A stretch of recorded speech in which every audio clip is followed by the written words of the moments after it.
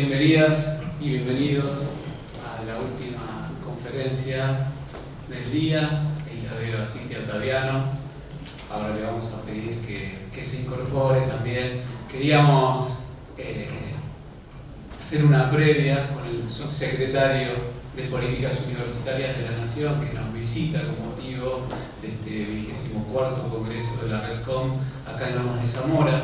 Ayer en la apertura contábamos que justamente el espíritu de creación de nuestra red de carreras de comunicación y periodismo tenía que ver con poner en valor nuestras producciones académicas, científicas, nuestros trabajos de extensión, y eso habían entendido quienes en el año 1998 crearon Redcom.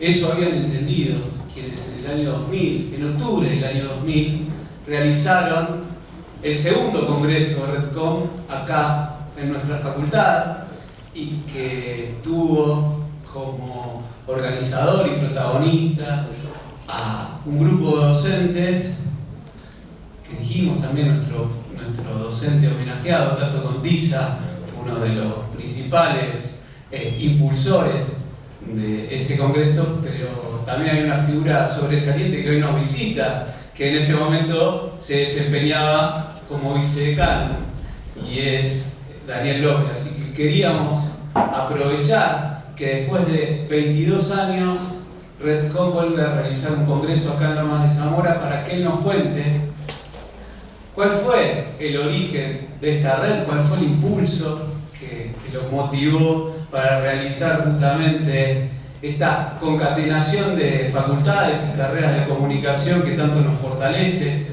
Decíamos la importancia de entender ese fortalecimiento más allá de las diversidades, las distintas proveniencias, las disímiles realidades, ¿no?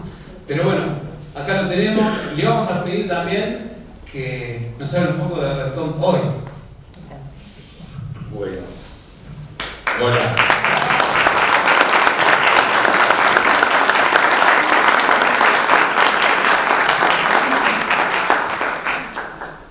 Es volver a la casa de uno y a este lugar.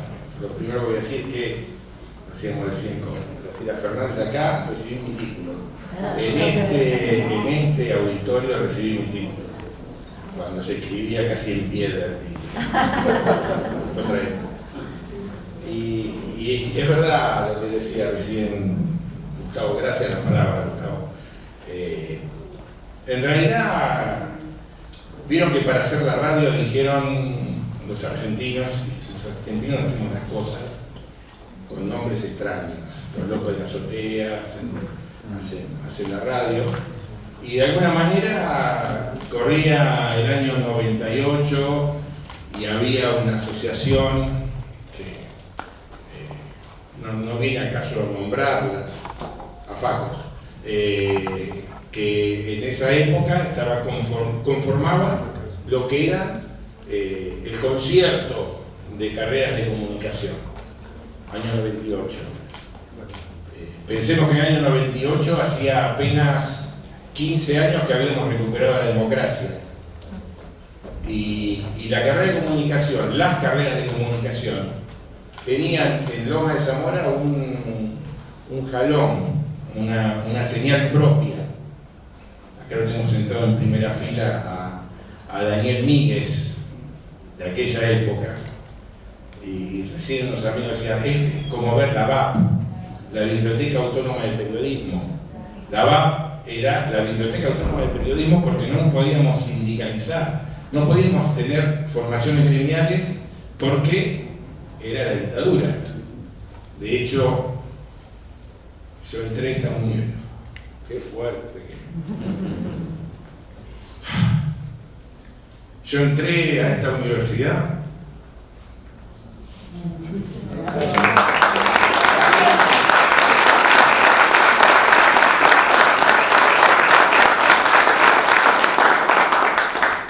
no se hagan ilusiones, estaba ahí al lado.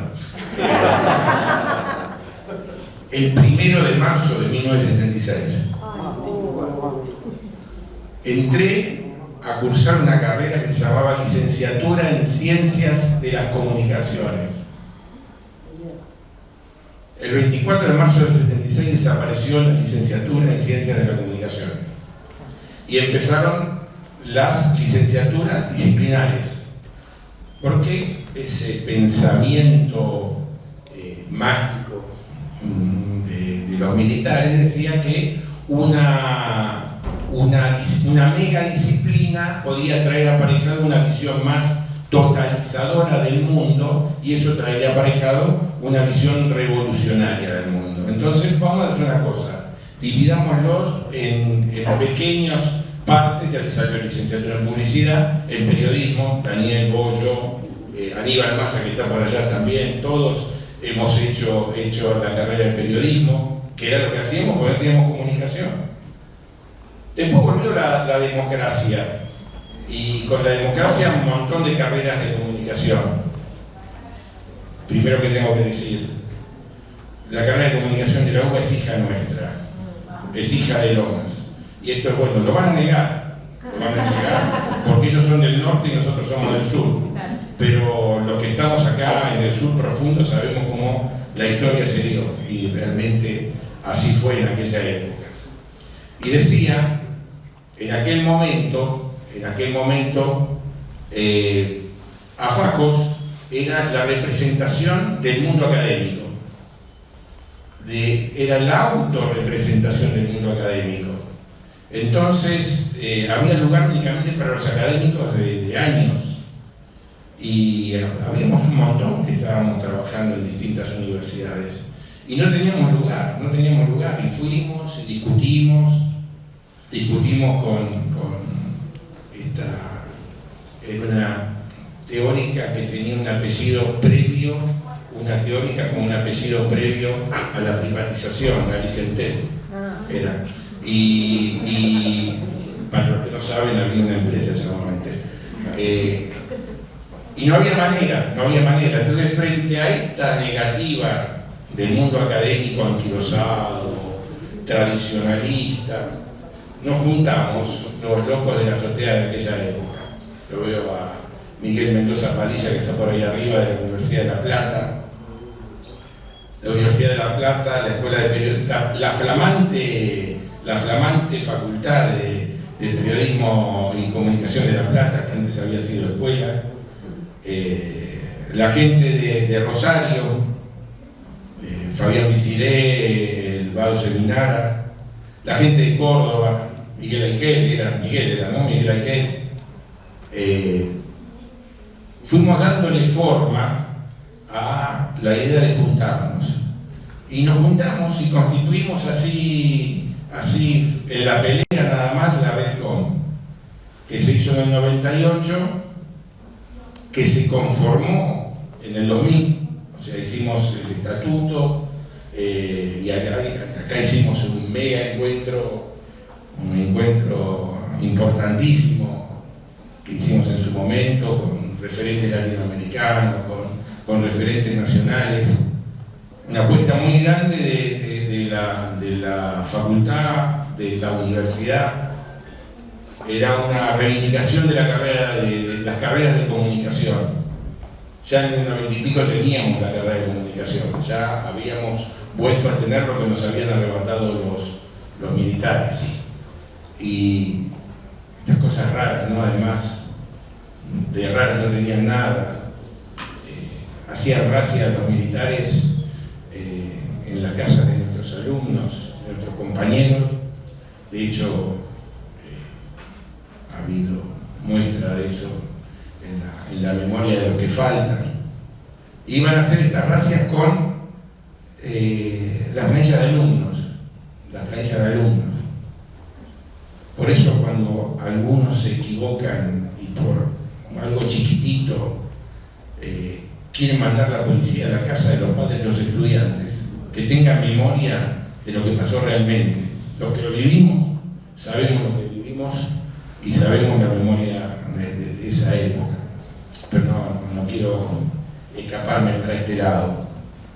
Así fue como la Redcom empezó a tener el peso que pudo tener y que construyó en todo este tiempo.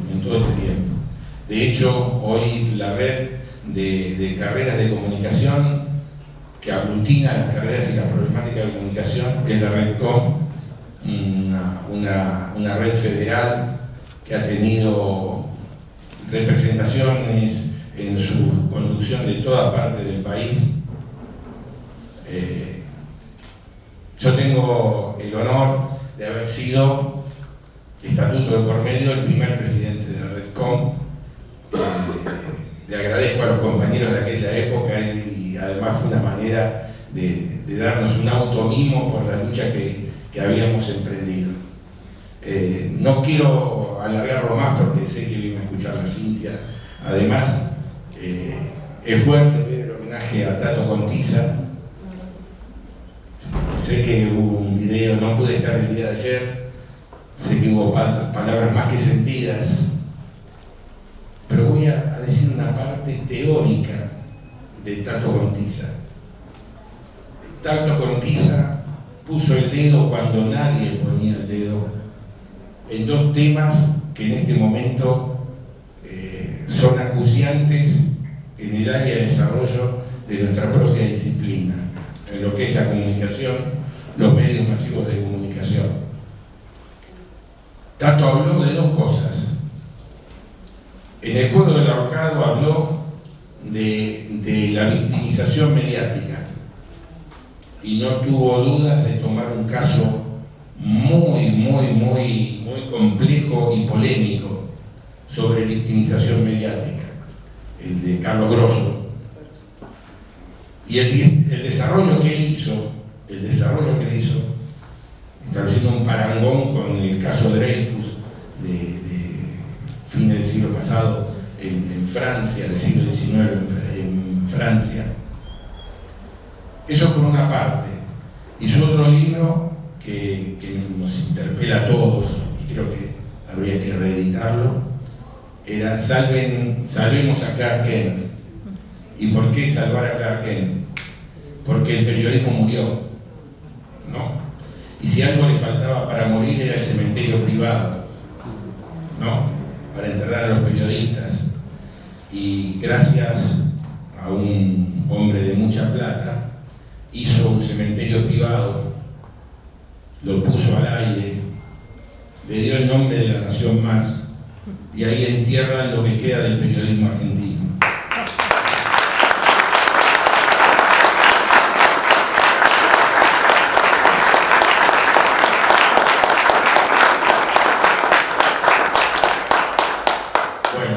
Soy un hombre de palabra y dije que no le iba a ser mucho más larga. Esto era lo que les quería decir y agradecerte a vos, a la facultad, agradecerle a la RedCom la posibilidad de estar acá y poder haber hablado a todos ustedes. Muchas gracias.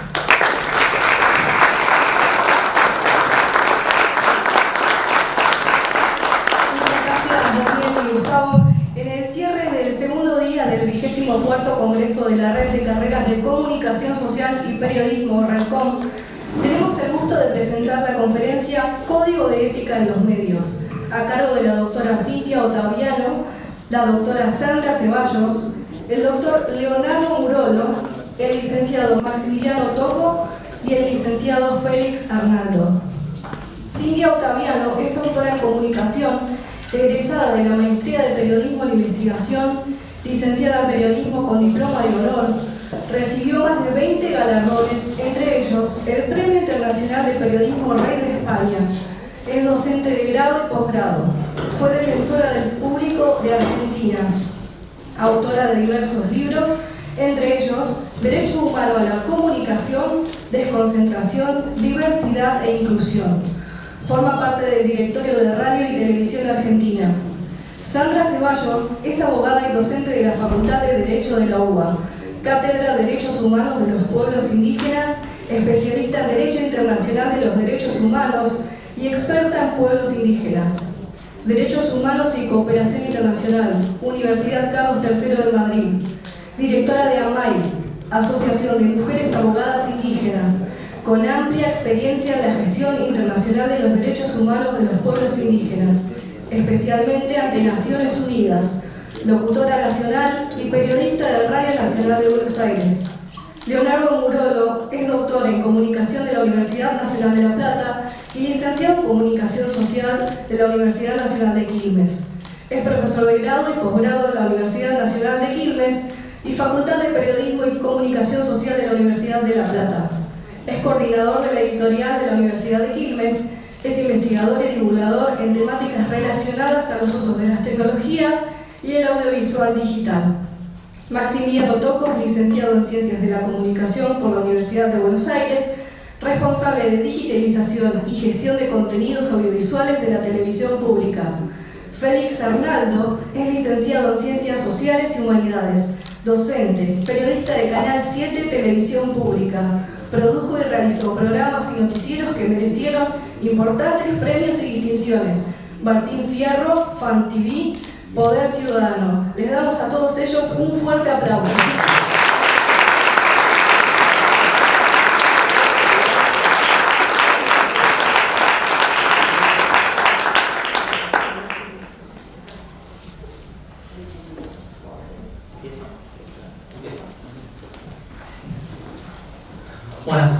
Hola a todos y a todas, bienvenidos y bienvenidas a esta tarde de Lomas de Zamora, a este martes. Agradecerles que estén acá con nosotros y con nosotras. Por supuesto, con nosotros.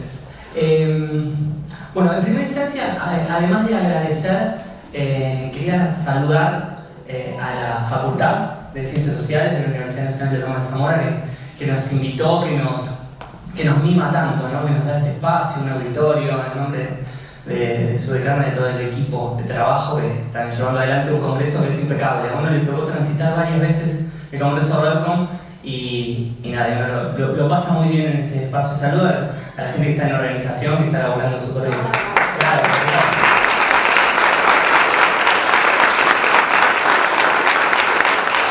Desde ahí también a la organización por parte de RedCom, ¿no? De la Red de Carreras de Comunicación Social y Periodismo de Argentina, y saludar especialmente a la flamante presidenta de RedCom, nuestra compañera Aiza Weingers,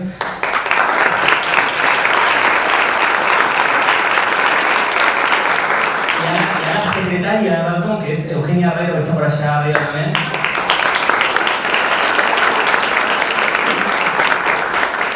Así es el lujo de nuestra organización, que nos conducen dos mujeres, ¿vieron? O sea, felices.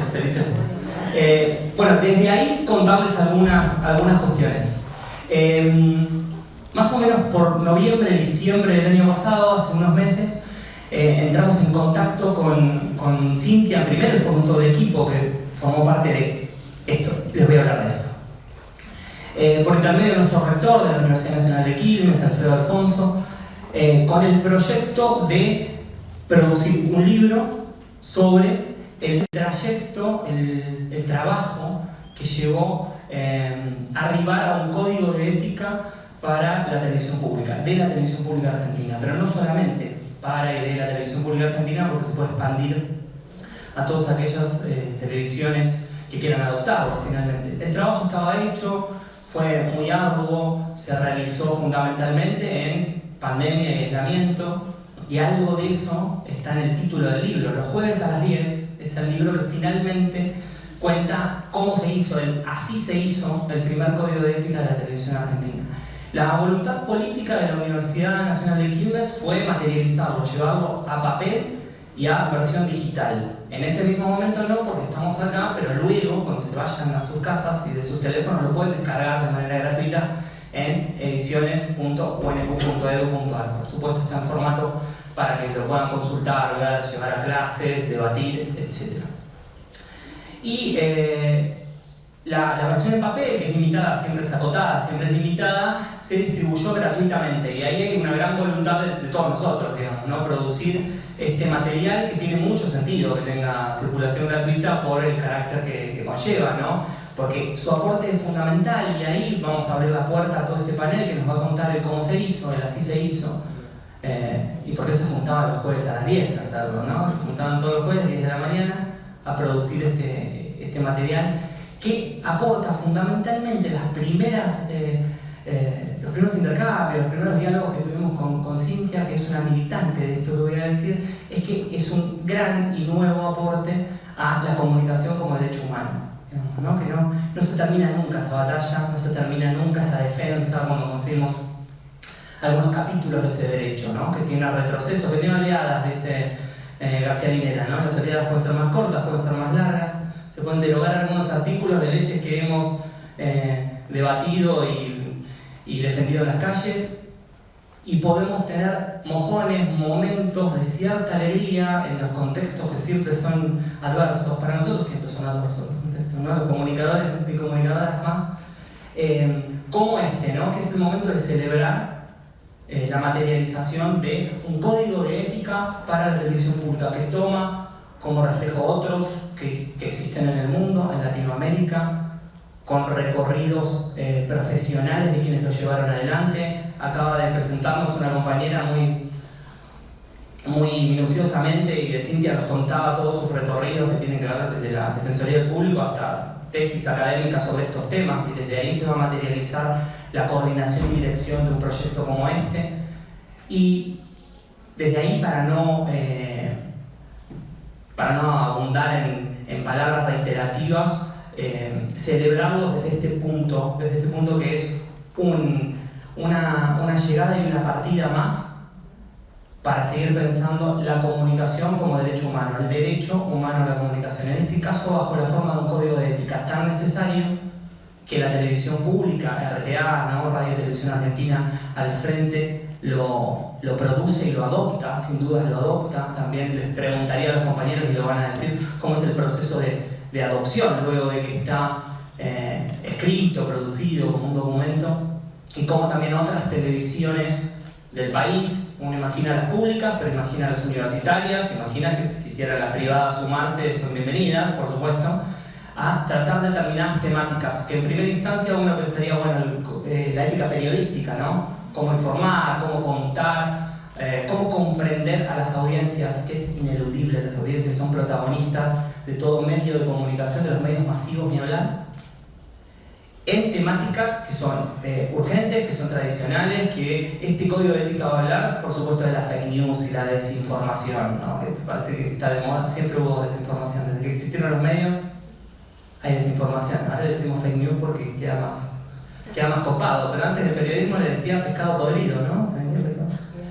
Pero cómo informar ante determinadas formas, determinadas cuestiones que muchos no saben cómo nombrar también, ¿no? Hay formas de nombrar que serían las correctas, que serían las éticas, que no ofenden, que no violan derechos también, ¿no? Porque con la palabra también creamos universos. Entonces, todos esos temas que a ustedes se les están ocurriendo, de cómo informar, de cómo tomar la palabra en un medio de comunicación masivo que crea representaciones, crea imaginarios con las audiencias, están tratadas en este conjunto de debates que se dieron los jueves a las 10 y finalmente se materializan en un libro también, pero es mucho más que un libro, porque es este conjunto de charlas y es debatir con un montón de gente que les interesa y les apasiona lo mismo que a nosotros. Así que por mi parte era eso, darles esta presentación de la producción del libro, y le doy la palabra a los compañeros para que continúen. Muchísimas gracias.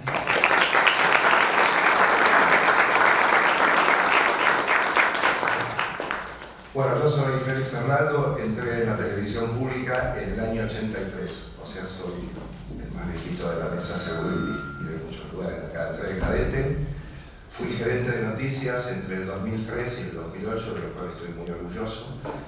Y en esos años también tratamos de hacer un código de ética y no lo logramos.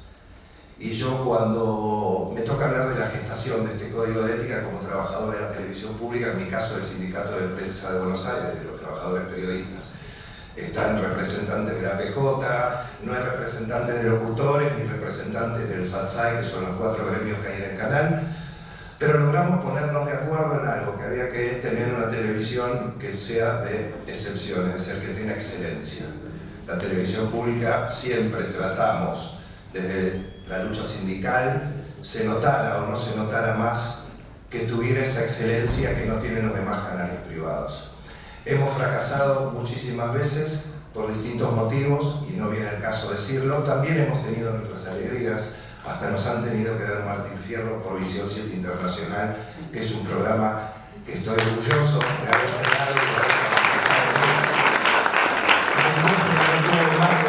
él. tuvieron que dar, 2 veces además, 2 años. Entonces la lucha estuvo siempre presente, a veces siempre con más derrotas que con victorias. Pero bueno, para ser corto, llegó el momento donde Cintia Ottaviano, desde el directorio, convoca a los gremios para que hagamos un código de ética horizontal. Y todos pensamos que era una locura, que era algo imposible y que no nos íbamos a poner de acuerdo jamás, porque como siempre hay diferencias de tipo político gremial en nuestro canal.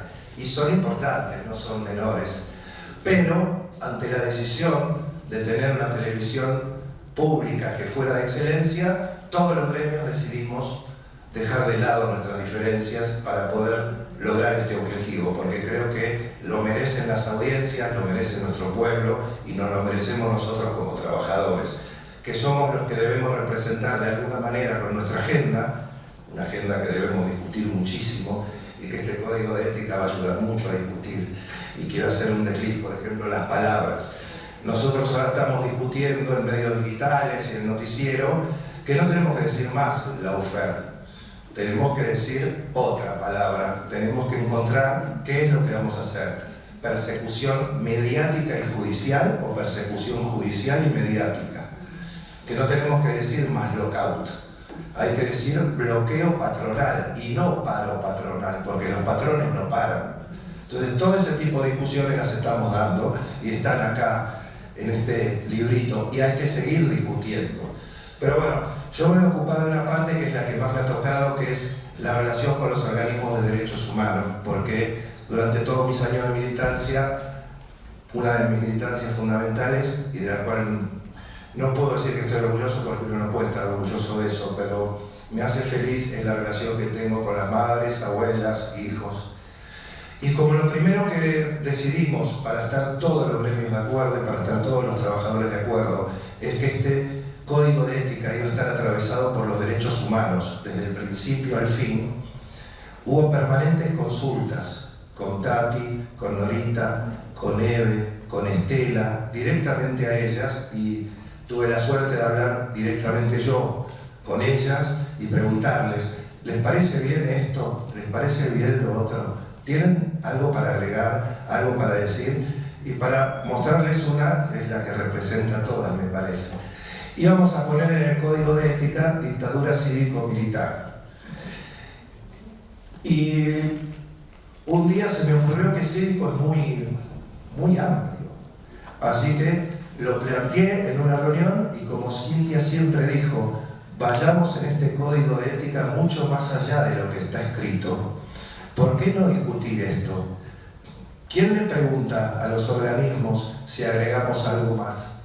Y bueno, me dijeron que le preguntara yo. Hablé con Norita, hablé con Estela, hablé con Eve y hablé con Tati. Y les decía que lo cívico englobaba mucho, pero que no decía mucho para mucha gente. Entonces le propusimos agregar empresarial, judicial y clerical. Y una gran discusión acerca de si era clerical o era eclesiástica. Bueno, este tipo de discusiones fueron dadas con ellas y dadas clerical, ¿por qué? Porque representaba a diferentes religiones y representaba a las, digamos, autoridades de esas religiones. Entonces, bueno, todo este tipo de cosas fue lo que atravesó el código de ética. Y como no me quiero alargar mucho, porque si fuera por contar anécdotas hay millones, lo que siempre estuvo presente en mí y en todos es lo que siempre nos decía Tati, nos decía Norita, nos decía Eve, nos decían todas. Cuando teníamos alguna duda de si seguíamos con esto o no, si iba a tener algún resultado o no, la respuesta era, si nosotras pudimos, ¿cómo no van a poder ustedes? Entonces, ya está, lo hicimos, acá está.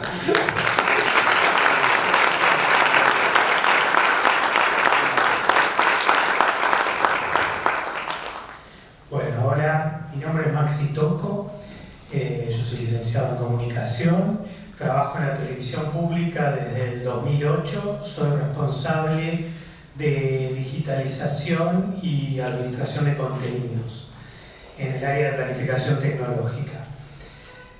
La parte que a mí me tocó digamos, construir acá con los compañeros y con el liderazgo de Cintia fue, imaginen esto, que empezamos nosotros hace 1 año y medio, más o menos, ¿no? El problema del discurso de odio y el problema de los algoritmos y cómo nosotros desde la televisión pública habitamos las redes sociales, seguimos etiquetas de metadatos que muchas veces corresponden a operaciones organizadas de desinformación. Entonces nosotros nos dimos a la discusión y a la reflexión de cómo desde un medio público íbamos a habitar las redes sociales teniendo en cuenta esto que estábamos observando que pasaba. Digo de hace 1 año y medio porque no es que dijimos, uy, ahora el discurso de odio, ahora la fake news, ahora los algoritmos. No, ya era una preocupación para nosotros 1 año y medio. Y 1 año y medio acá tampoco tenemos las respuestas de cómo tenemos que encarar todo eso, ¿no? Pero sí estamos más avispados, por decirlo de alguna forma. ¿Qué observábamos? Que existen etiquetas de metadatos como los famosos hashtags que son comunes a Twitter, a Facebook, a Instagram, y nosotros tenemos cuentas de noticias, cuentas de artística, cuentas de los distintos programas que habitan las distintas plataformas digitales. Y digo plataformas para no decir solo las redes sociales, todas las plataformas, YouTube, etc. Entonces, observábamos que determinados hashtags eran utilizados por grupos comunicacionales organizados y que se volvían tendencia de golpe, ¿no? Entonces nosotros en nuestra labor periodística comunicacional, desde el momento que decíamos, bueno, vamos a usar este hashtag que es el que está sobre este tema, estábamos colaborando con la viralización de un tema que, si bien en ese hashtag estaba bien, había otro tweet, por ejemplo, es complejo esto, ¿no? Pero pensémoslo así, había un tweet que de golpe sale de un troll que usa un hashtag que estamos usando toda la comunidad periodística, todos los profesionales de la comunicación. Piensen que los hashtags, la gente común no usa el hashtag todo el tiempo, ¿no? No, oye, mi perrito marrón, hashtag perrito marrón, no. Entonces los profesionales ponemos eso. Entonces nosotros nos subíamos ese hashtag y de golpe con toda la potencia informativa de la televisión pública estábamos colaborando a que sea determinado tweet el que se vuelve tendencia nacional. Todo esto también nos llevó a encontrar que ¿cuál es el problema con todo esto? ¿No? Porque siempre están las voces críticas que van a decir, bueno, claro, ¿qué problema hay? Que todo el mundo ponga el hashtag que quiera. Sí, pero acá encontramos un problema que afecta un carácter democrático de la comunicación y un carácter equitativo. Es decir, si yo soy un medio de comunicación que tiene un tweet con nombre y apellido, así sea yo un periodista que dice barbaridades, pero tengo un tweet, un editor, un nombre y apellido. En cambio, ¿qué pasa en las redes sociales que nosotros encontramos hace 1 año y medio? Descubrimos que existen grupos que se hacen pasar por personas normales, como un usuario normal, pero en realidad son un conjunto organizado que comunica de una forma inequitativa. No es lo mismo esa persona que tiene todo un aparato financiero, toda una industria atrás de la comunicación política o del anclaje semántico de determinados contenidos que en ese momento son agenda. Entonces estos grupos están ahí forzando determinadas etiquetas de metadatos, volviendo tendencia a determinados contenidos, y si bien profesionales de la comunicación, medios grandes, habitan esto, no digamos de manera ingenua, lo suman o no, nosotros como medio público nos corresponde por lo menos reflexionar cada día en qué estamos haciendo, qué estamos subiendo acá. Entonces, nosotros ahora estamos dados a la tarea de construir una metodología que sale a partir de este código de ética que nos permita no ser parte de procesos comunicacionales que nosotros consideramos que velan un carácter industrial y un carácter antidemocrático de la comunicación. Bueno, esperemos que no sea uno más de todos nuestros fracasos, pero ya consideramos un éxito poder sentarnos, darnos a la reflexión que desde el directorio de RTA se nos permita, ¿no?, de hacernos estas preguntas, aunque no a todos les guste, y que nos obliga a nosotros a mejorar un poco cada día con esto. Así que bueno, ese sería básicamente el aporte que me tocó a mí experimentar. Después les puedo decir que desde lo gremial tuvimos montonera de problemas con cómo era concebido esto, qué quiere decir la ética. Pensemos entonces qué quiere decir un código de ética. Esperen, si estamos llenos de funcionarios que roban, esperen. Nosotros estamos haciendo un código de ética de los procesos enunciativos de un medio de comunicación. Después existen códigos de ética de la función pública, ¿no? Existen otras cosas, otras partes que pueden ayudar a la labor de los funcionarios. A nosotros comunicacionalmente nos tocaba meternos con esto. Fue una resistencia enorme y nos lleva día a día a convencer a nuestros compañeros y tratar de contagiar a las radios. Ahora se está construyendo el de Radio Nacional, que es una tarea titánica que está llevando Cintia y otros compañeros, porque imagínense la cantidad de repetidoras con sus problemas, la catarsis, etcétera, que se hace. Entonces nosotros estamos ahí tratando de contagiar a todos los medios públicos a darse este tipo de discusiones.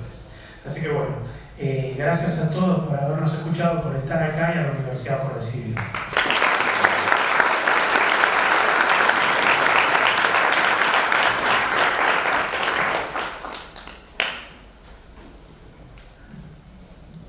Bueno, buenas tardes a todas y a todos. Qué placer enorme estar aquí. Agradezco a todos, a la universidad, a la Redcom, a Cintia, por la posibilidad de integrar este equipo que me honra muchísimo, ¿no? Mientras escucho a mis compañeros pienso, ¿cómo llegué hasta acá? ¿Cómo llegué? Ejerciendo la locución, el periodismo, hace tantísimos años, muchos, desde me recibí en el 89, así que desde ahí en adelante, haciendo diversas cosas, y al mismo tiempo como ser humano, reviendo mi historia personal y haciendo un proceso de vuelta a mis raíces, ¿no? Por el cual me permitió decir sí, soy descendiente del pueblo Colla. Te la dije, te la dije, con todo orgullo, ¿no? Después que uno se hacía toda una leyenda sobre los orígenes propios, llegar a ese punto, culminar también otros estudios que desde chiquita quise hacer, de derecho, de abogacía, pero poder enfocarlo y poder hacer estudios de posgrados en derechos de los pueblos indígenas. Luego el desafío de poder unificar estas profesiones, encontrarle un sentido, así que estar aquí, poder aportar en este libro, en donde escribimos un capítulo que denominamos, con Pablito Infantilis, que denominamos Hacia una Argentina plurinacional, ¿no? Que suena todo un desafío enorme, toda una carta así de deseos, pero que me parece que es un camino que debemos hacer, ¿no? El avance de los derechos humanos a partir de la década del 70 permitió al movimiento indígena internacional poder llevar a foros internacionales como Naciones Unidas sus reivindicaciones, sus derechos, los temas importantes quedaron plasmados en normativa, en tratados, en declaraciones. Están súper claros esos derechos, ¿no? No dependen de que a nosotros nos parezcan simpáticos, nos den pena, nos pongamos del lado de ellos, ¿no? Los derechos están, y están en nuestra Constitución Nacional, ¿no? Cosa que por ahí, como periodistas, pero como abogados también, o como jueces o operadores judiciales, hay mucho desconocimiento y oportunamente pasa invisibilizado. Digo porque no se suele dar en las materias de Derecho Constitucional de las facultades de Derecho hablar del artículo 75, inciso 17 de la Constitución Nacional, ¿no? Entonces, parece que cuando estos seres distintos hablan de tierra y territorio, hablan del derecho de la madre tierra o hablan del derecho a ser consultados cuando el Estado va a otorgar una concesión a una empresa extractiva, parece que estuvieran hablando un invento, una cosa ambiciosa de quienes se creen ellos que son, ¿no? Pero está plasmado en nuestra Constitución Nacional. La Argentina, como Estado soberano, ha suscrito tratados internacionales, declaraciones universales, donde se ha comprometido a velar por su cumplimiento de esos derechos. O sea que la propiedad comunitaria indígena está en la Constitución Nacional y parece una sorpresa. Y hoy es un día muy difícil comunicar estas cosas precisamente, porque como muchos sabemos, el Estado Nacional ha organizado un comando unificado de fuerzas federales porque se ha considerado que ante determinados supuestos hechos atribuibles al pueblo mapuche o a una comunidad en particular, era necesario movilizar fuerzas, ¿no? Es difícil comunicarlo, porque ese es el desafío que hemos planteado, ¿no? ¿Qué hacemos? En el artículo 8 dijimos visibilizar las luchas históricas, darle amplia cobertura a las luchas históricas y presentes de los pueblos indígenas, y se respetarán y difundirán los derechos vigentes en el país, como la obligación de ser consultados de manera previa, en fin, sobre temas que vaya a afectarles. ¿Cómo hacemos? ¿Por qué? Porque por un lado está la sospecha de que esta gente ha hecho ciertas cosas que en realidad está todo en potencial, porque la justicia no lo ha probado, no está comprobado, ¿no? Entonces ya es una cuestión de peso político, de sospecha, y hoy lo que llegamos como a la conclusión, hablando con la compañera en la TV pública, es que esta prensa que reconocemos, ¿no?, que es estigmatizante con los pueblos indígenas porque refleja ese ideario nacional de que eran los bárbaros, los salvajes, los vagos, hoy por hoy los terroristas, son capaces de hacer todas esas cosas que se dice de ellos que hacen, ¿no? Entonces, se lo cree la derecha o la gente que está afín a ese pensamiento, y se lo cree en general el común, ¿no? Cualquiera puede creer, debe ser por algo lo dicen. Más allá de los detalles, lo malo es cuando se generaliza. Lo malo es cuando a nadie de nosotros nos gusta que se diga los periodistas tal cosa, los abogados tal otra, ¿no? En todo caso somos personas individuales también, y en todo caso se debe dialogar, ¿no? Así que traigo hoy por hoy, porque el movimiento indígena está un poco dolido y movilizado, ¿no?, por esta situación, y en lo que respecta a la comunicación con enfoque intercultural, que es lo que propiciamos, es tomar en cuenta que existen culturas diversas en un pie de igualdad. No es lo mismo que aprendimos, que éramos un crisol de razas. Decir un crisol de razas no habla de el valor de cada cultura, habla solo de culturas diferentes. Por ello nunca fue igual como considerábamos en términos generales a los senegaleses, a los bolivianos, a los peruanos, a los franceses. Nunca fue. Desde la Constitución Nacional que se propició otra clase de inmigración en nuestro país y se quiso transformar estas latitudes en realmente todos hijos de descendientes de que hayan bajado de los barcos, de inmigrantes europeos, de raza aria, ¿no?, que no somos, porque estamos aquí, con nuestro color de piel, con nuestras culturas, ¿no?, con una particular historia en la Argentina. Me pasé un montón. Voy a redondear, entonces, me parece que es mucho lo que podemos hacer: hablar, dialogar, reflexionar y sobre todo informarnos para comunicar, en lugar de cortar y copiar, en lugar de adjetivar y de repetir los términos usurpadores, delincuentes, terroristas, analizar primero y darles voces la palabra a ellos. Gracias.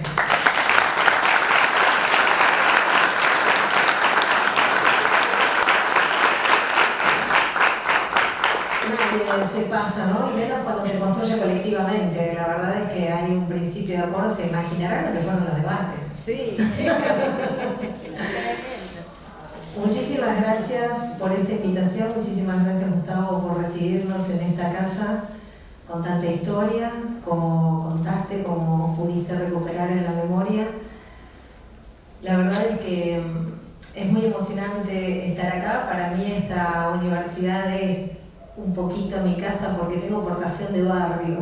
Durante algunos años viví en Banfield, quiero mucho el corredor de la zona sur.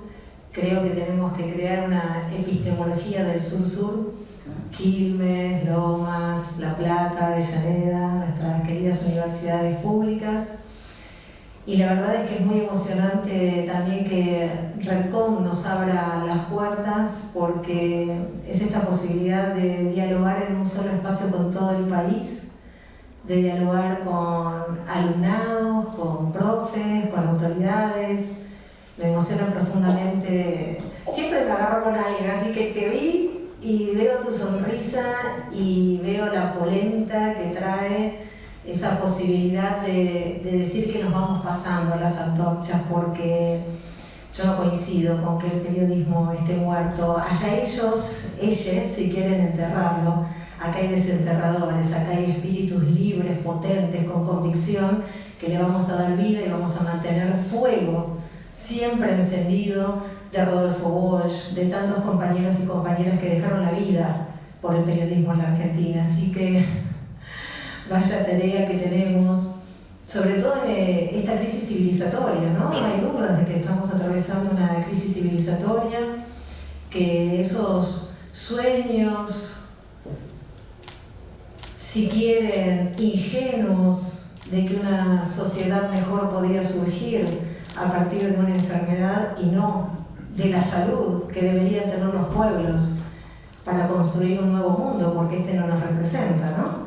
Por lo menos lo que a mí me pasa después de 30 años de ejercicio profesional es que asistimos a un sector que nos ha querido robar la palabra ética y que nos ha querido robar el periodismo, y que estamos de manera constante y permanente pensando en justamente la formación y el ejercicio profesional. Desde ya que acompañamos no la libertad de expresión. El otro día en Alaik me pasó que terminé teniendo un entredicho, ¿no? Y un debate potente, porque había quien nos quería dejar encerrados en ese sallo que nos ha quedado tan corto, que es la libertad de expresión, ¿no? La libertad de expresión en el marco de lo que se reconoce el Sistema Interamericano de Derechos Humanos, dar y recibir información, buscarla y difundirla en la dimensión individual, a título individual. Yo tengo el derecho de dar y recibir información, buscarla y difundirla.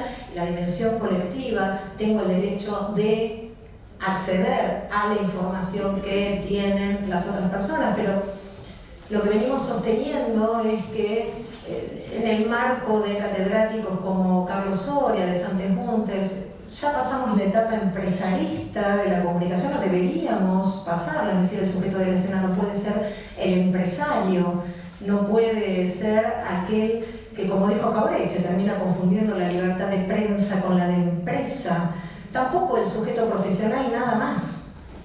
Recordemos, ¿no?, el Estatuto del Periodista de la mano de Juan Domingo Perón, dándonos derechos y obligaciones todavía vigentes, que tenemos que llevar al aula, que no son reconocidos, que no saben ni que existen. Y yo siempre digo, pero si no podemos, el que no conoce sus derechos, no, nadie reclama un derecho que no conoce, nadie lo defiende, nadie lo enseña, nadie lo difunde. Entonces la obligación constante y permanente de seguir socializando el acceso a esa información, y pensando entonces que el centro de la escena pasa a estar ocupado por las personas en tanto personas. Las reconocemos como audiencias, no en el sentido de escuchar, porque es un anacronismo, ¿no? Las reconocemos como audiencias en el sentido de reclamar por ese espacio de encuentro con una autoridad, de pedir, peticionar una audiencia para llevar un reclamo ante lo que se consideran las autoridades y llegar a un acuerdo para resolver ese conflicto. Y ahí viene entonces el derecho humano a la comunicación, que es el derecho de los pueblos. Es el que venimos reclamando desde que esa comisión liderada por Jean McBride, ¿no?, recorre el mundo entero, tratando de establecer cuáles son los conflictos en el campo comunicacional.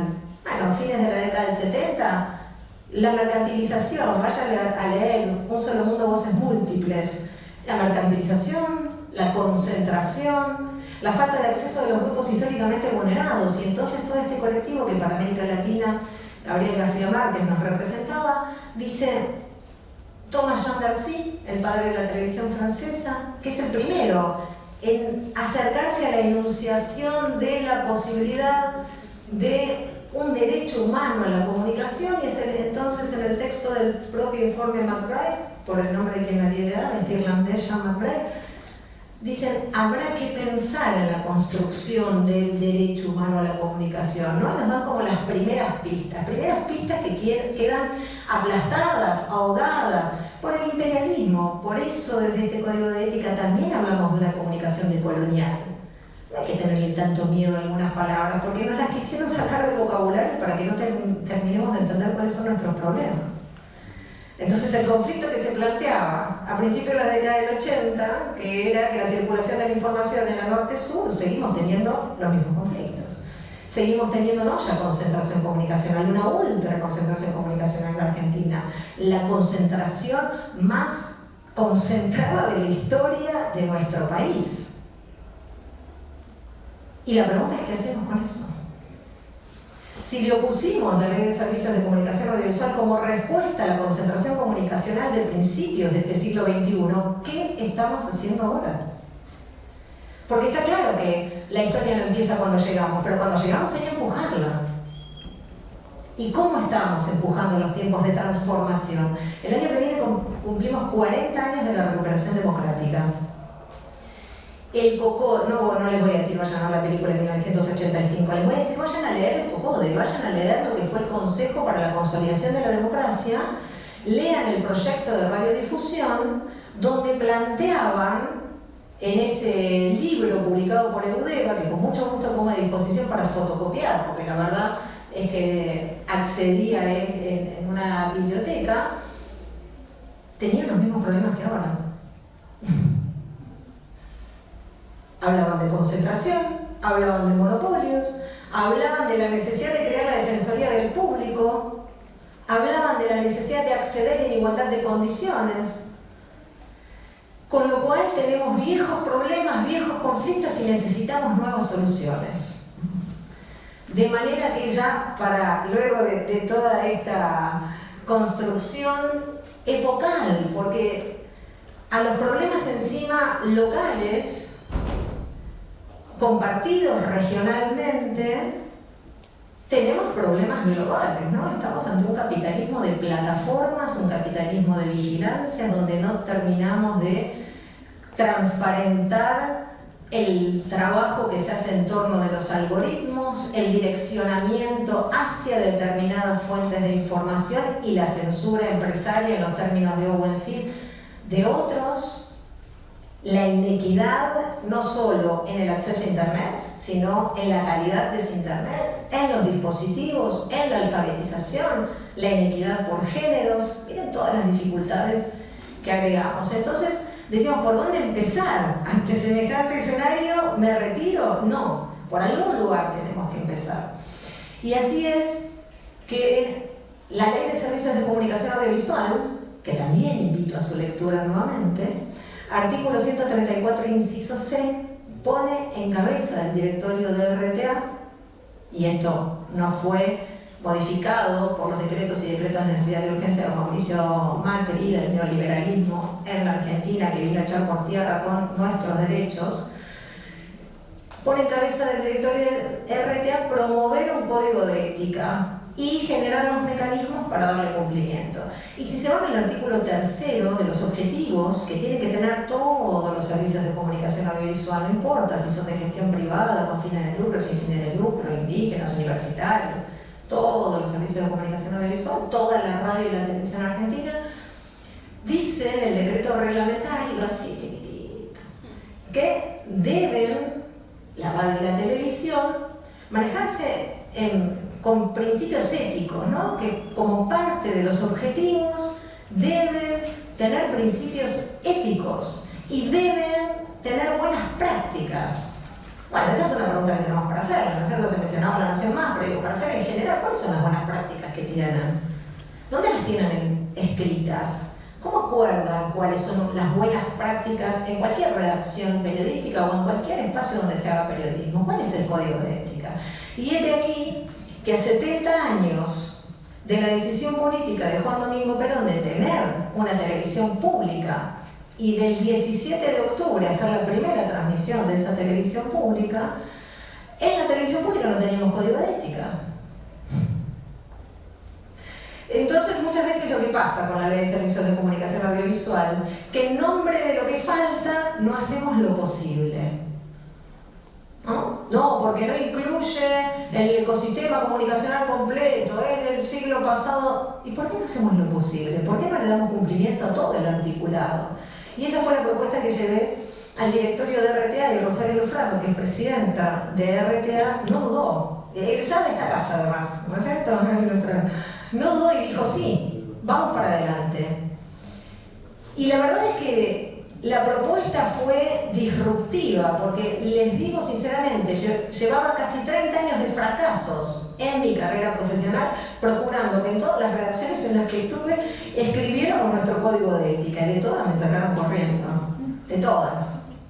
Y como defensor del público, 4 años hicimos la primera sistematización de los códigos de ética, por entonces una guía que se llama Guía de Orientaciones y que la referencio en la introducción de este libro, para la elaboración de un código de ética. 4 años, la imprimimos, la distribuimos, la llevamos a las redacciones. Les juro, además, bueno, quienes me conocen pueden dar fe de estas ideas, en la puerta de las redacciones, en los horarios de entrada, la volanteábamos. Literal lo que les estoy diciendo, ya no sabíamos qué hacer. ¿Cómo era posible?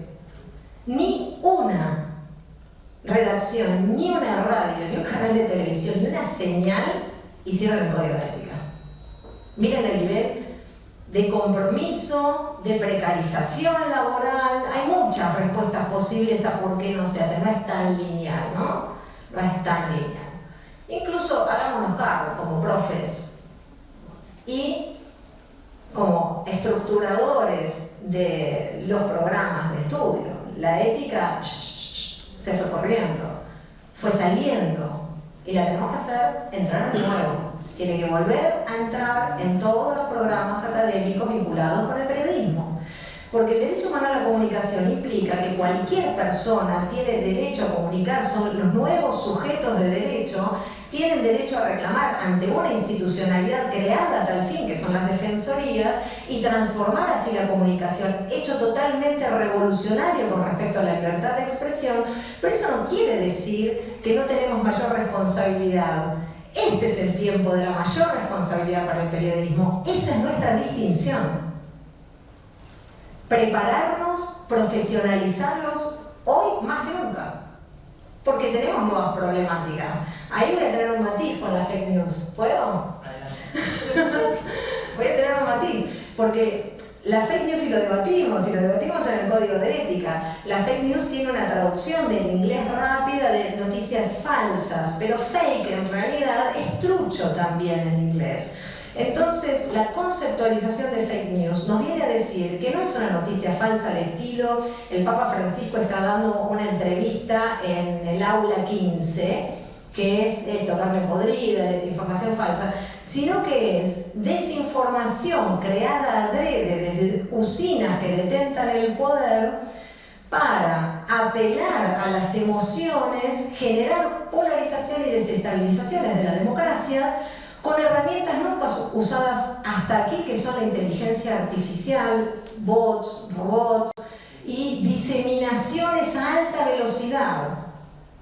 Entonces, podemos plantear diferencias entre las noticias falsas, como esta información históricamente, que incluso en el marco de la propaganda, ¿no? Y de las guerras, y ya sabemos los usos de la información.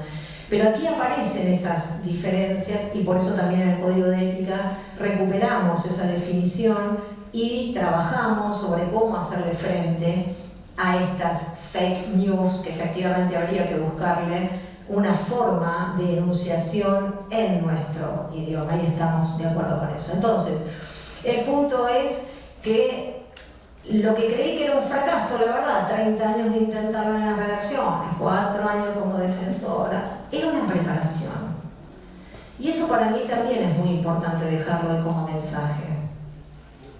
Primero, saber que nos van a decir que no un montón de veces, en la vida, en la profesión, pero que hay que sobreponerse, y que nos sobreponemos con la convicción de trabajar para transformar la realidad, de ejercer el periodismo como bandera del derecho humano a la comunicación de los pueblos. Y sí, tenemos esa misión, a título individual conformando un colectivo y el colectivo como protección de esa individualidad. Eso es la ciudadanía comunicacional. Y entonces, lo que sí aprendí es que la ética no se impone desde el poder. La ética se construye desde las bases empoderadas. Y ahí fue la propuesta de vamos a hacerlo distinto. Porque obviamente yo me podía sentar a escribir el código de ética y decir aquí está el código de ética de la televisión pública. ¿Y eso de qué sirve? De nada. Con lo cual, ahí aparecen los 4 sindicatos y en este sentido, que no se me malinterprete, pero creo que hay que tener actitud maradoniana. Porque lo primero que me dijeron fue es imposible, los 4 sindicatos se llevan pésimo, no se juntan, esto ya lo intentamos, no nos salió. Y a mí, no que me importa, sino... ¿No es cierto? Para no decir, va para adelante, ahí está, esta es la forma elegante de decirlo. Vamos para adelante, intentémoslo. De hecho teníamos una frase que nos leíamos, que ahora no la traje, que era, pero no la puse en el libro, sí, espera, porque esta frase está buenísima. Y si no digo la intención, ay, gracias. Sí, la pusimos.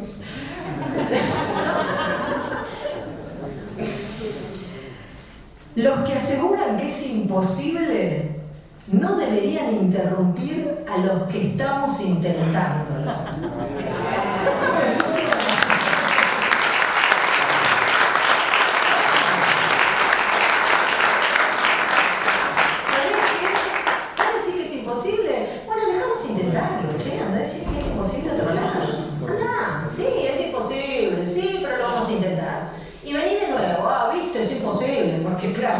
Jueves tras jueves, seguíamos con el código de ética. Y lo que había imaginado que podía, y eso es cierto que los mantuve engañados, porque nunca dudé frente al colectivo. Era un hecho. Después al final conté mis verdades y mis emociones. Pero hay que tener esa convicción, hay que tener esa fortaleza de decir, sí, lo vamos a hacer. No sabemos cómo va a quedar, pero lo vamos a hacer. Y efectivamente, eso fue lo que hicimos. Metodología para ir cerrando, y que estaría buenísimo si quieren hacer preguntas o comentarios o lo que quieran. Metodología, ¿qué hicimos de diferente? Bueno, nos juntamos, los 4 sindicatos. Al principio no fue fácil. Al principio, bueno, ¿no es cierto? Esto es como 4 personas que no se llevan del todo bien, que tienen luchas distintas, objetivos contrapuestos y lo primero que te traen son los problemas. Entonces, a desmalezar un poco, porque lo que dijo Félix, esta es nuestra casa común, la televisión pública es nuestra casa común. Entonces, ¿cómo la hacemos? ¿Qué es ético? Preguntémonos eso nada más. ¿Qué es ético a la hora de trabajar? ¿Para quién trabajamos? Ahí sobrevivieron todas las preguntas, ¿no es cierto? ¿Qué hacemos? ¿Cómo lo hacemos? ¿Por qué lo hacemos? ¿Para quiénes lo hacemos? ¿Con qué intención lo estamos haciendo? Y así fue que acordamos una metodología de trabajo. Todos los jueves a las 10 de la mañana, en el marco de la pandemia, que en ese tiempo de supuesto aislamiento fue en el que más nos juntamos. Y eso también es un mensaje muy potente. Cuando todo indicaba que nos distanciaban, nos unimos. Y ahí aparece la voluntad, ¿no?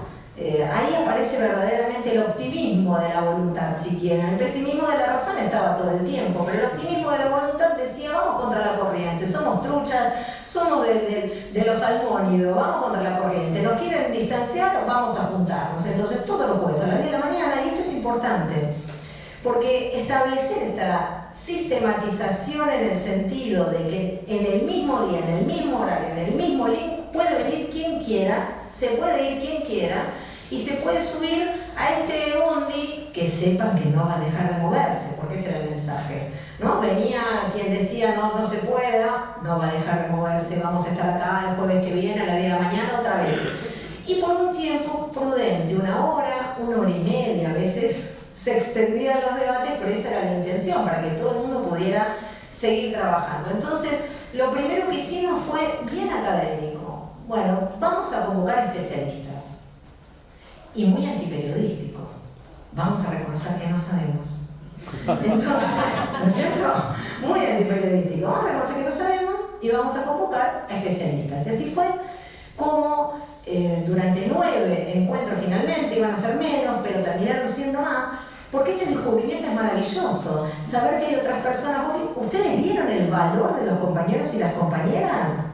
Porque si me atengo a la lectura o a escuchar la comunicación concentrada, los sindicalistas son todos vagos, son todos chorros, se llevan toda la plata.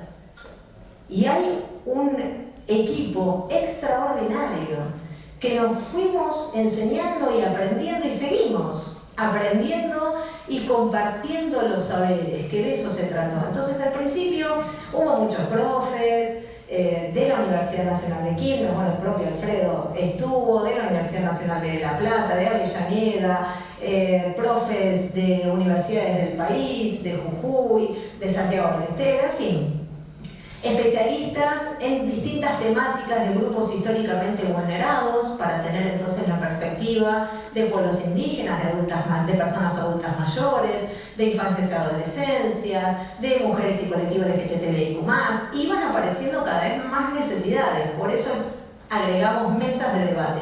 Y están todas acá, así que todo lo grabamos, todo lo registramos, porque nosotros y nosotras somos transparentes, no tenemos nada que ocultar. Los que tienen que ocultar son otros, que son los que se creen dueños de todas las cosas y están en redacciones y despachos oscuros. Nosotros, por el contrario, lo que queremos es socializar todo lo que hicimos, que hoy agarren el libro, que se lo lleven, que lo bajen, porque si no me retan, que lo bajen, que está digital, y que puedan meterse en esa mesa, y que puedan leer lo que nos enseñaron, lo que aprendimos. Por eso la primera parte del libro es las voces de las personas, las especialistas. Y después de eso los debates internos, con todo lo que fueron contando, palabra por palabra. ¿Y saben qué? Hasta que no lográbamos la unanimidad, no aprobábamos ese artículo. Así que tardamos un montón. Tardamos un montón. Y ahí sobrevino la otra parte de la metodología, lo que dijo el libro de las audiencias. ¿Qué tienen las audiencias para decir de la ética y su televisión pública? Así que hicimos algo que nunca se había hecho en la historia de la televisión pública y fue convocar a las audiencias. Durante 15 días abrimos la posibilidad de que las personas nos dijeran que era ético y que no, que querían. Ahora te toca a vos, eso decía la promo, ¿no? Ahora te toca a vos. Le contamos lo que habíamos hecho y le dijimos, ahora te toca a vos. Contanos. Y fue alucinante, como siempre, porque se subestima mucho a las audiencias y sin embargo somos audiencias. Entonces aparecieron profes, aparecieron personas con discapacidad y las van a leer todas acá, no todas. Algunos están acá porque están entonces las perspectivas de las audiencias. Y ese fue el mosaicismo, si quieren el puntillismo. ¿Vieron cómo es esa técnica del arte? Que son puntitos. Si vos lo ves de cerquita y decís, ¿qué son estos puntitos? Ahora te alejas y esos puntitos construyen un colectivo.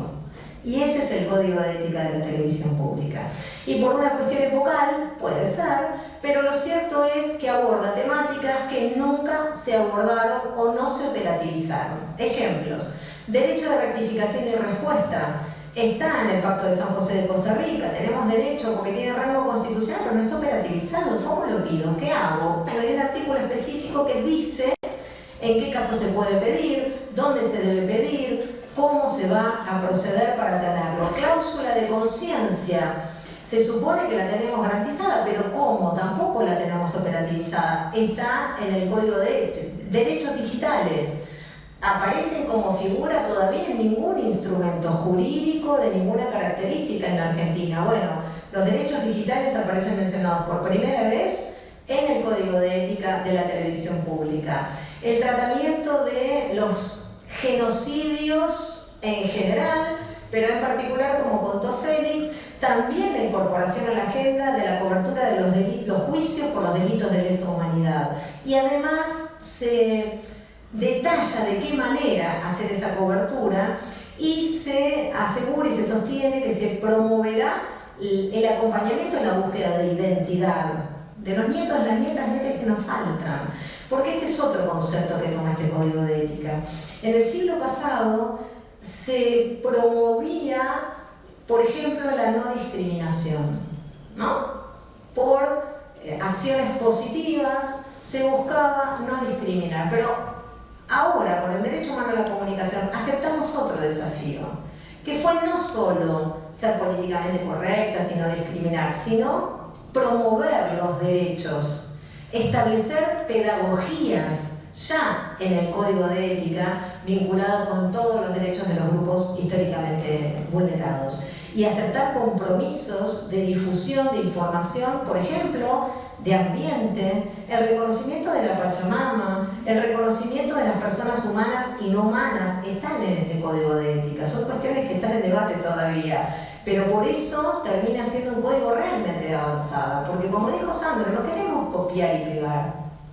La verdad es que queremos que sea un puntapié para que creen sus propios códigos de ética. La semana que viene voy a estar viajando a la provincia de San Juan, donde se está avanzando en la escritura de un código de ética. Así se tomó como base de la televisión pública, pero se empieza a pensar en cuáles son las propias necesidades, cuáles son las propias palabras, cuáles son las propias identidades, cosmovisiones, para entonces sí aceptar el desafío ético. Creamos el observatorio, y con esto voy cerrando, de cumplimiento, porque la ley dice, como les comenté al principio, crear un código de ética y generar los mecanismos para darle cumplimiento. Creamos un observatorio que también podría haber sido tradicional, pero no, es gente, la verdad, bastante inquieta, porque el observatorio lo hizo con 3 comisiones: la comisión de las autoridades, quienes integramos el directorio de RTA, la comisión de trabajadoras y trabajadores, 2 personas por cada sindicato, y la comisión de las audiencias. Así que las audiencias tienen su representación por primera vez en la historia de los medios públicos, adentro de los medios públicos, en el observatorio. Ahora estamos haciendo las capacitaciones los martes a las 5 de la tarde, gente OPSE con el día y con el horario. Justamente otra parte del colectivo estuvo haciendo capacitación, ya terminaron, seguramente terminaron a las 6 de la tarde. Y el 7 de octubre entra en vigencia. Así que acá dejo el mensaje para que nos acompañen, para que sean audiencias activas y sepan que pueden reclamar si alguno de los artículos del Código de Ética no se está cumpliendo en la pantalla de la televisión pública. Así como pedimos, ahora les toca a ustedes a la hora de decir que es ético y que no, ahora les toca a ustedes poner en movimiento el Código de Ética, reescribirlo, apropiarlo para hacer uno nuevo. Muchísimas gracias. Y todos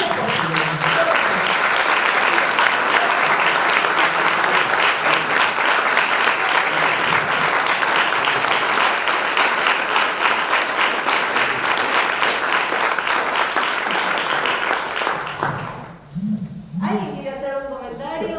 ¿Alguna pregunta? Chan, chan.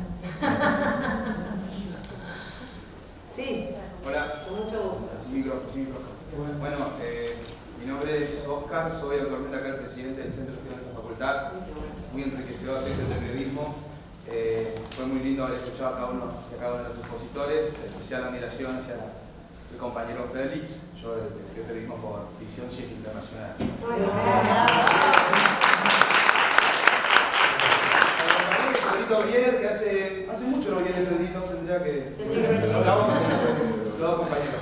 Quería hacer una pregunta al compañero Félix. ¿Cómo nosotros podemos llegar a construir de las aulas que nuestros compañeros periodistas, los comunicadores sociales, puedan sentirse parte del movimiento obrero? Porque lamentablemente ahora a través de los medios de comunicación todo el tiempo me dicen: ¿te gusta el periodismo? Bueno, escribí, o sea, y nosotros, porque te gusta, estás enamorado de la carrera, como que no tenés que vivir de otra cosa. Y tenemos muchos compañeros y compañeras de periodismo que tienen que estar haciendo 15 trabajos para poder tener mínimamente un sueldo para, no es que no ser pobre, salir de la indigencia. O sea, nosotros queremos que nuestros compañeros y compañeras periodistas el día de mañana puedan sentirse trabajadores, pero como decían los compañeros, cuando uno no conoce sus derechos es muy difícil poder reclamarlo. Entonces, ¿cómo nosotros podemos afrontar ese desafío? Que nuestros compañeros y nuestras compañeras sepan que tienen un sindicato, sepan que puedan afiliarse, porque la realidad es que la mayoría de los compañeros y las compañeras que están en nuestras aulas o que se reciben periodistas no terminan siendo afiliados dentro de los sindicatos. Es uno de los desafíos que nosotros entendemos, que siempre lo hablamos con la compañera que también es de acá, la compañera de Juventudes y Pruebas, Poli, que cómo nosotros desde nuestro lugar de representatividad, como un centro estudiante, los compañeros que son docentes, o los compañeros que ya se recibieron, que son graduados de periodismo, cómo vamos a afrontar este desafío para que los compañeros y las compañeras de la comunicación sepan que tienen derecho, sepan que puede estar organizado y sepan que pueda defenderlos. La pregunta es muy difícil, pero bueno. Yo creo que no es solamente con el periodismo, yo creo que es un problema que tiene que ver con muchas profesiones, y esto ya es algo que pienso yo, ¿no? Quien tiene un sueldo es un trabajador, aunque sea gerente. Por supuesto que está del otro lado de los trabajadores, que estamos agremiados por una lucha de derechos, pero bueno, es como más largo. Pero si cobras un sueldo sos trabajador. A partir de ahí puede ser mucho más fácil entender que no importa en qué lugar estás, deberías considerarte un trabajador. Si entiendo un poco por dónde va la pregunta tuya, decime si no la comprendo bien. El sindicato de prensa de Buenos Aires tiene de alguna manera relación con todos los centros de estudiantes de las facultades de periodismo y de comunicación del país. Lo que yo digo es que la mejor manera para que alguien se sienta trabajador es sentir que trabaja, y más aún cuando trabaja de lo que le gusta, que a veces hasta deja de ser un trabajo, ¿no? Pues el trabajo va a ser siempre trabajo, pero cuando uno trabaja de lo que le gusta es otra cosa. Ahora ya, defender los derechos que nos corresponden como periodistas, con la obligación que tenemos frente a la audiencia, a todas las audiencias, y frente a nuestros propios compañeros, eso también es algo que se va aprendiendo en el camino. Y yo creo que no hay otra solución que aprenderlo en el camino, en las luchas, en las reivindicaciones, y bueno, en el trabajo, que nosotros también creemos que es muy importante, de cooperativas, nosotros representamos un medio público que se enfrenta a medios privados y además somos un medio de generalidades. Muchas veces le exigen a la televisión pública que compita con canales de cable de noticias. A mí me encantaría, y creo que es urgente, que la televisión pública tuviera un canal de cable de noticias. Ahí habría más fuentes de trabajo para un montón de colegas y de compañeros, y podríamos competir de igual a igual con los que son realmente nuestros enemigos, porque yo no tengo ningún eufemismo ni nada, total estoy viejo y ya me conocen. Ya me tentaron y nunca fui, así que evidentemente trabajar para un canal privado es una decisión que yo respeto, que yo gracias a Dios cuando era joven no tomé. No me quiero poner de ejemplo, pero digo, te tientan, te buscan, pero hay cooperativas, hay medios autogestivos, hay radios, hay un montón de lugares donde poder insertarse, empezar a militar la comunicación y de ahí empezar a subir la pirámide. Y el resto es conciencia, y la conciencia solo es a través de lucha, lucha y militancia. No hay otra, para mí. Muy bien.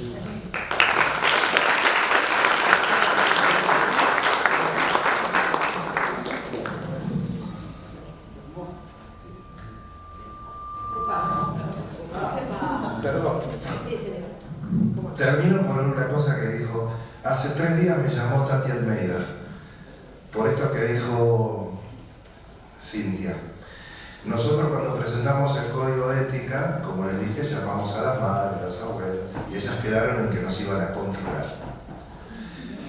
Y nos controló a Tati. Resulta que le hicieron una entrevista a Tati y al embajador de Chile en el homenaje al general Prats. Y esto que hay que discutir, que siempre digo yo, que es las agendas, quién la maneja, el tiempo que hay de aire y todo lo demás que no vamos a hablar ahora, por un motivo u otro la nota nunca fue al aire. Entonces Tati Almeida me mandó un mensaje por WhatsApp y me preguntó por qué no había ido la nota. Como no tengo mucha costumbre de mentir, le dije la verdad, y es porque una decisión de que no fuera porque no había tiempo en el noticiero. Y me dice, ¿en ningún noticiero hubo tiempo? No, esto es muy grave, lo voy a denunciar. Creo que eso es lo que tenemos que hacer todos, esa invitación de Cintia.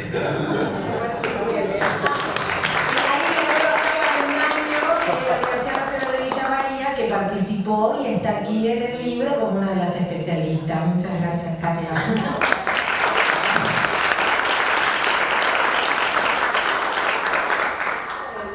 ¿Estamos? ¿Estamos en horario?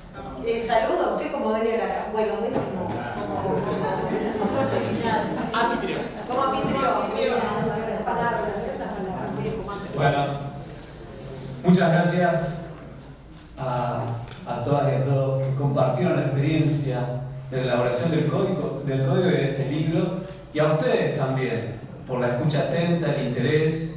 Me parece que analizar el código es una posibilidad de seguir ampliando derechos. Así que también es obligación nuestra tomar la posta, desde nuestras carreras, desde nuestras aulas. Así que muchas gracias por el aporte.